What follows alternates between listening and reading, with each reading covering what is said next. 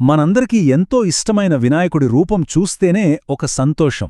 కాని ఆ రూపం వెనుక ఎంత లోతైన అర్థం దాగుందో ఎప్పుడైనా ఆలోచించారా?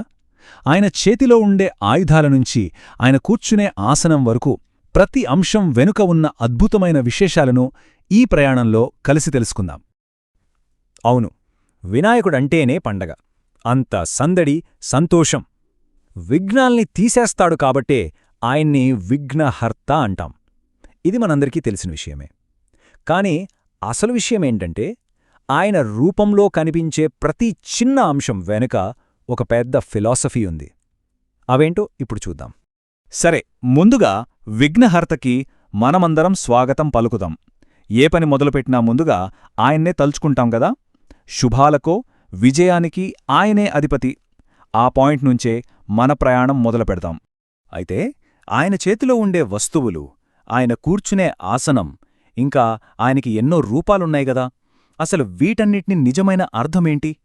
పైకి కనిపించే రూపం వెనుక దాగి ఉన్న ఈ జ్ఞాన సముద్రంలోకి రండి, మనమిప్పుడు ప్రయాణం చేద్దాం. మొదటగా ఆయన చేతిలో కనిపించే ఆయుధాలు, ఇతర వస్తువులు, వాటి సింబలిజం ఏంతో చూద్దాం.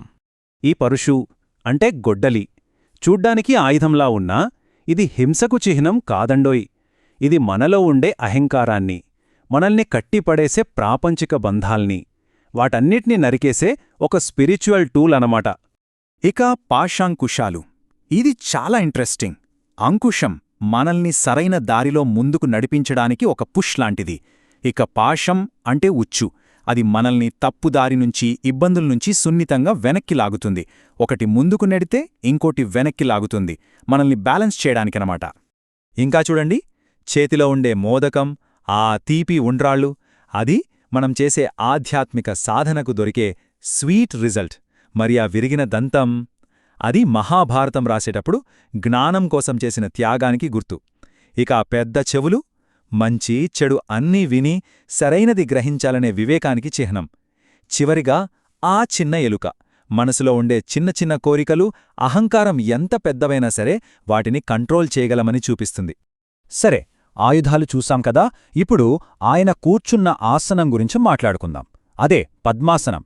అసలు తామర పువ్వు మీద కూర్చోవడంలో అంత స్పెషాలిటీ ఏముంది? ఒక్కసారి ఆలోచించండి. తామర పువ్వు ఎక్కడ పుడుతుంది? బురదలో. కాని ఆ బురద కొంచెం కూడా అంటకుండా నీటిపైన ఎంత స్వచ్ఛంగా, అందంగా వికసిస్తుంది. ఇది మనకిచ్చే సందేశమేంటంటే, మనం కూడా ఈ ప్రపంచమనే బురదలో ఉన్నప్పటికీ దాని ప్రభావం మనమీద పడకుండా మన ఆత్మను పవిత్రంగా, ఉన్నతంగా ఉంచుకోవచ్చు.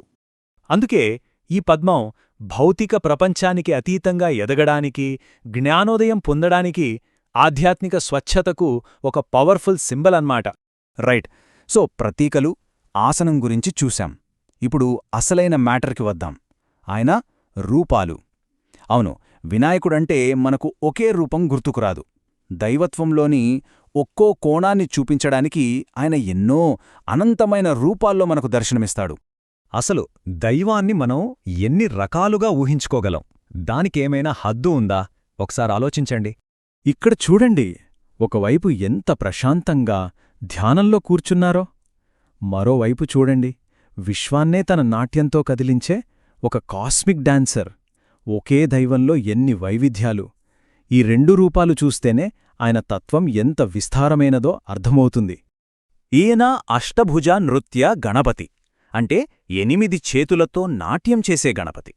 ఈ నాట్యం ఊరికే కాదు, ఇది సృష్టి, స్థితి, లయ, అంటే క్రియేషన్, ప్రిజర్వేషన్, డిస్ట్రక్షన్ అనే కాస్మిక్ సైకిల్కి ప్రతీక.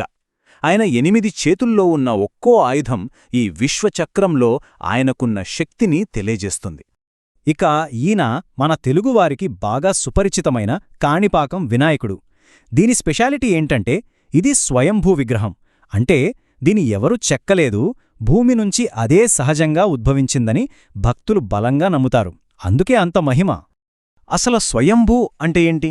సింపుల్గా చెప్పాలంటే దానంతట అదే పుట్టింది అని. ఇలా సహజంగా ఏర్పడిన రూపాల్లో దైవశక్తి ఎక్కువగా ఉంటుందని మన సంప్రదాయంలో నమ్ముతారు. ఎందుకంటే అక్కడ మనిషి ప్రమేయం లేదు గదా. స్వచ్ఛమైన దైవత్వానికి అది ఒక నిదర్శనం. సరే, ఇన్ని రూపాలు చూశాక ఇప్పుడు మనం చాలా ప్రత్యేకమైన మనసుని కదిలించే ఒక రూపం గురించి మాట్లాడుకుందాం. భక్తికే అసలైన రూపం బాలగణపతి. ఈ చిత్రం చూడండి, ఎంత అద్భుతంగా ఉందో. ఇక్కడ బాలగణపతి అంటే చిన్నారి వినాయకుడు తన తండ్రి అయిన పరమశివుణ్ణి ఒక శివలింగం రూపంలో పూజిస్తున్నాడు. ఈ ఒక్క దృశ్యం చాలు దైవానికి భక్తుడికి మధ్య ఉండే స్వచ్ఛమైన ప్రేమను, భక్తిని వర్ణించడానికి. ఇక్కడున్న అసలు ఫిలాసఫీ ఏంటో తెలుసా? సాక్షాత్తు దేవుడైన గణపయ్యే ఒక భక్తుడిగా మారిపోయాడు. ఎవరికోసం? తన తండ్రి కోసం.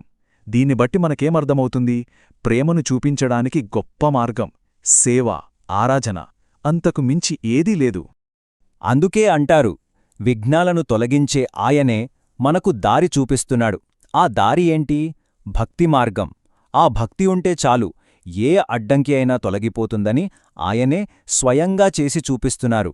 బాలగణపతి రూపం ఇచ్చే సందేశం ఇదే. మనం ఈ విశ్లేషణను ఒక సమాధానంతో ముగించద్దు, ఒక ప్రశ్నతో ముగిద్దాం. ఒక్కసారి ఆలోచించండి, ఒకే దైవానికి ఇన్ని రూపాలు, ఇన్ని అర్థాలు, ఇన్ని కోణాలున్నప్పుడు మరి మనలో కూడా ఎదుగుదలకు, మార్పుకు, కొత్త విషయాలు నేర్చుకోవడానికి అనంతమైన అవకాశాలుంటాయి కదా. ఏమంటారు?